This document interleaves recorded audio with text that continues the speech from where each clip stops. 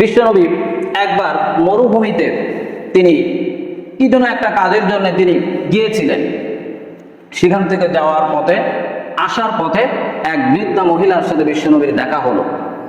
বিশ্বনবী যখন দূরে কোথাও কাজ শেষ করে বাড়ির উদ্দেশ্যে যখন মরুভূমির পথ পাড়ি দিয়ে বিশ্বনবী যখন ফিরছিলেন মক্কার জমিনে, প্রতিমধ্যে একটা বুড়ি মহিলার সাথে বিশ্বনবীর দেখা হয়ে গেল।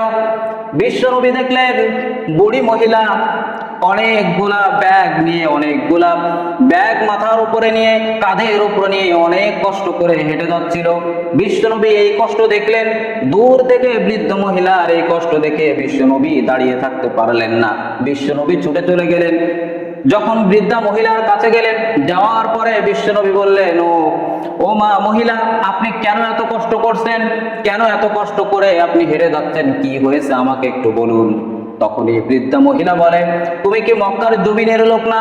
তুমি কি জানো না ওই যে আবু জেহেল ঘোষণা করেছে মক্কার জমিনে মুহাম্মদ নামে একটা ব্যক্তি আছে, আব্দুল্লাহর পোলা মুহাম্মদ, সে যাকে পাচ্ছে তাকে হত্যা করতেছে, মানুষের ঘর বাড়ি ভেঙে দিচ্ছে। এগুলো কি তুমি জানো না? তুমি কি মক্কায় থাকো না? মক্কার খোঁজ খবর কি তুমি রাখো না? বিশ্বনবী তখন একটু মুচকে হাসি দিলেন আর বললেন, ও মা মহিলা, আমি কি আপনাকে সাহায্য করতে পারি? তখন হি বৃদ্ধা মহিলা বলল, তুমি কি আমাকে সাহায্য করে কিছু টাকা পয়সা নিতে চাও নাকি? তখনই বিশ্বনবী বললেন, শুনুন, আমার কোনো পরিশ্রম দেওয়া লাগবে না, আমার কোনো পারিশ্রমিক দেওয়া লাগবে না, আমি শুধুমাত্র আপনাকে সাহায্য করতে চাই। তখন বৃদ্ধা মহিলা বলল, ঠিক আছে, তুমি আমাকে সাহায্য করো। এবার বৃদ্ধা মহিলার যেই ব্যাগ ছিল, যেই বোঝাগুলো ছিল, সব কিছু এবার বিশ্বনবী নিজের কাঁধের উপরে উঠিয়ে নিলেন। মরুভূমির পথ পাড়ি দিয়ে বৃদ্ধা মহিলা সামনে সামনে এগিয়ে যায়, আর পিছনে বৃদ্ধা মহিলার ওই ব্যাগ নিয়ে, বোঝা নিয়ে রহমাতুল লিল আলামিন হেঁটে যায়।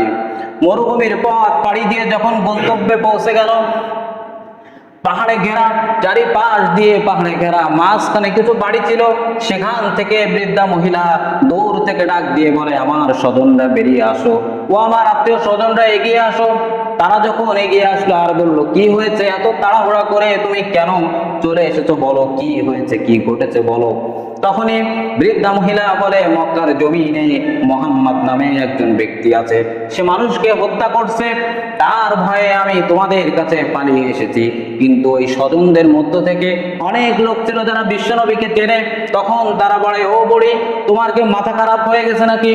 যার কাঁধের উপরে তুমি বোঝা উঠিয়ে দিয়েছো, ওই তো সেই মুহাম্মদ, তার কাঁধের উপরে তুমি বোঝা উঠিয়েছো। মুহাম্মাদের কাঁধের উপরে বোঝা উঠিয়ে কোন সাহসে তুমি আমাদের কাছে এসেছো বলো। বৃদ্ধা মহিলা যখন বুঝতে পারলো, বৃদ্ধা মহিলা তখন একবার ওই স্বজনদের দিকে তাকায়, আর একবার বিশ্বনবীর নূরানী চেহারার দিকে তাকায়। বিশ্বনবীর চেহারার দিকে যখন বৃদ্ধা মহিলা তাকালো, বুড়ি আর চোখের পানি ধরে রাখতে পারলো না, বুড়ির চোখ দিয়ে পানি পড়তে থাকলো। আর বুড়ি তখন চিৎকার করে বলল, ও স্বজনরা শোনো, তোমরা সাক্ষী থাকো, এই যুবক যদি মুহাম্মদ হয়ে থাকে, আমি তো তাকে খুব ভালো করে চিনি না, যদি এই যুবক সেই মুহাম্মদ হয়ে থাকে, তাহলে আমি সাক্ষী দিলাম, এই যুবক কখনো মানুষ হত্যা করতে পারে না, সে হচ্ছে পৃথিবীর সব থেকে সর্বশ্রেষ্ঠ মানুষ। বলেন সুবহানাল্লাহ।